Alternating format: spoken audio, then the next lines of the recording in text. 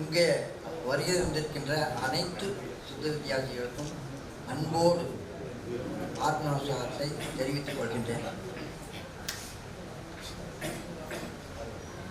சுருக்கமாக சொல்லிடுறேங்க, அதிக நேரம் எடுக்க வேண்டாம்னு சொல்லிங்க.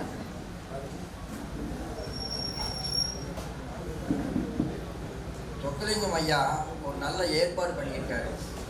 என்னன்னா, நீங்கள் என்ன பயிற்சி எடுத்தாலும் முடிவு நீங்கள் ஒரு சமாதியை தேடணும். அதுக்கு நான் தயாராக இருக்கிறேன் அப்படின்ற மாதிரி இந்த ஆன்மீக தோட்டத்தை வாங்கியிருக்காரு.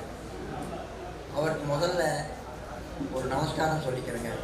அடுத்து திறமையாக பேசக்கூடியவங்க நிறைய பேர் இருக்காங்க, அவங்களுக்கும் வணக்கம் சொல்லிக்கிறேன்.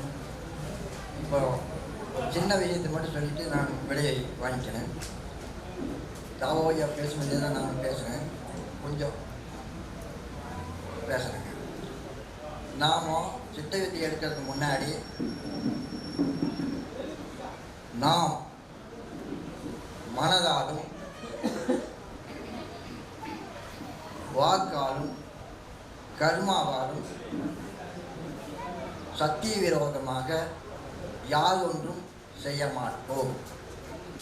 நிரபராதியான ஆத்மாவே சாட்சி அப்படின்னு சொல்லிட்டு நாம் சத்திய பிரமாணம் கொடுத்துட்டு அவங்க கற்றுக் கொடுக்குற பயிற்சியை வாங்கிக்கிறோம். இதில் இருக்கிற ரகசியத்தை மட்டும் நான் சொல்லிடுறேங்க. மனதால் அப்படிங்கிறது நினைவு அதில் இணைஞ்சிக்கணும். இந்த நினைவு நீங்கள் நல்ல நினைவு நினச்சா உங்கள் உயிர் கொஞ்சம் சந்தோஷமாக இருக்கும். இதில் களங்கம் உள்ள நினைவுகள் நினச்சிட்டிங்கன்னு வச்சுக்கோங்க, உங்கள் உயிர் பாதிச்சிடும். அப்போது உங்கள் உயிரை பாதிக்கக்கூடிய துர்க்குணங்களை நினைக்கக்கூடாது. அப்படி நினச்சிங்கன்னா நீங்கள் தவம் பண்ணுறதுல பிரயோஜனம் இல்லாமல் போயிடும். இப்போது நினைவுக்கு உண்டான விஷயத்தை சொல்லிட்டேன். அடுத்தது வாக்கால். வாக்கு அப்படிங்கிறது நம்ம பேசக்கூடிய பேச்சு. நம்ம பேசக்கூடிய பேச்சு பேசிக்கிட்டே இருந்தோம்னா உள்ளே இருக்கக்கூடிய ஜீவசக்தி செலவாகுது. அந்த ஜீவசக்தி செலவாகாமல் நீங்கள் நடந்துக்கோங்க. ஏன்னா உங்கள் ஜீவசக்தி பேசுறதுனால விரயமாகுது. அப்போது உங்களுக்கு தவம் பலிக்காது. பிரயோஜனம் எல்லாம் கூட போயிடலாம் பேசிக்கிட்டே இருந்தீங்கன்னா. பேச்சாளர்களெல்லாம் பாருங்கள், கொஞ்சம் குறுகிய கால அளவுலேயே அமைதியாகிடுறாங்க. அதனால் நம்ம சாமி ரொம்ப தெளிவாக சொல்லியிருக்காரு, வாக்கால் கூட தன்னுடைய உயிரை பேசி செலவு பண்ண மாட்டேன் அப்படின்னு ஒரு சத்தியத்தை வாங்கியிருக்காருங்க. அந்த சத்தியத்தில் அது இருக்குது, வாக்கால் என் உயிரை பாதிக்காமல் நடந்து கொள்வேன். ரைட், 2 முடிஞ்சது.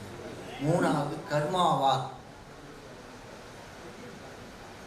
நான் தடமாறாமல் நடந்துப்பேன் அப்படின்றாரு. கர்மாங்கிறது ஜீவசக்தியான வாயு அப்படின்னு சொல்லிட்டு சிவானந்த பரமஹம்சர் குறிப்பிட்டிருக்காரு. உங்கள் மூச்சு இருக்குது பாருங்களேன், உங்கள் மூச்சு சுவாசமாக வெளியே உள்ளே நடந்தால் அது உன் ஜீவன் செலவாகி கொண்டிருக்கிறது. அதுக்கு சாமி என்ன சொல்கிறாருன்னா, உன்னுடைய ஜீவன் மூக்கில் வெளியே உள்ளே செல்லாமல் கதாகதம் என்று சொல்லப்படுகின்ற கண்டத்திலிருந்து மேலே ஏற்றி கண்டத்துக்கே இறக்கு, இப்படியே செய்து கொண்டிருந்தால் உன்னுடைய உயிர் காற்று வெளியே வந்து போவதில்லை, உள்ளேயே மேலும் கீழும் நடந்து கொள்வதால் சத்தியம் ஜெயிக்கிறது. இந்த 3லேயே சித்தவேதம் முழுசும் வந்துருங்க. பேசி உங்களுடைய உயிரை செலவு பண்ணுறதில்லை, கண்டதை நினச்சி உங்கள் உயிரை செலவு பண்ணுறதில்லை. அதுக்கப்புறம் உள்மூச்சு வாங்கி உங்கள் உயிரை சேதப்படுத்துறதில்லை. அதனால் இந்த 3லேயுமே நீங்கள் சரியாக இருந்தால் உங்களுக்கு மோட்சம் நிச்சயம். அந்த மோட்சம் நிச்சயம் ஆன பின்னாடி பாருங்கள், ரெடியாக வச்சுருக்காரு நம்ம ஆன்மீக தோட்டத்தில் சொக்கலிங்கம் ஐயா. யாருக்கு அப்படின்னா, சித்த வித்தியார்த்திகளுக்கு கண்டிப்பாக இந்த இடத்தில் சமாதி உண்டு. தமிழகம் முழுவதும், ஏன் இந்தியா முழுவதும் இருந்து வந்தாலும் நான் கொடுப்பேன்னு சொல்லியிருக்காரு. நான் பேசியிருக்கிறேன் அவரோட. அந்த அளவில் செயல்படக்கூடிய நம்ம சொக்கலிங்க ஐயாவுக்கு நன்றி சொல்லிவிட்டு, இங்கே வந்திருக்கிற எல்லாத்துக்குமே மனசார நன்றி சொல்லிக்கிறேன். இந்த வெள்ளை ஆடையை பார்த்தாலே உள்ள ஒரு மகிழ்ச்சி வருதுங்கய்யா. இது நிஜம் நான் பேசுறது. உங்களை நான் உடனே கும்பிடுறேன் அப்படின்னா நான் கும்பிடுறது இல்லைங்கய்யா. அந்த வெள்ளையை பார்த்தோன்னா உள்ளத்திலிருந்து வெளியே வருது அந்த நமஸ்காரம். தொடர்ந்து செயல்படுவோம், ஆனந்தமாக இருக்கும். நன்றி, நன்றி, நன்றி.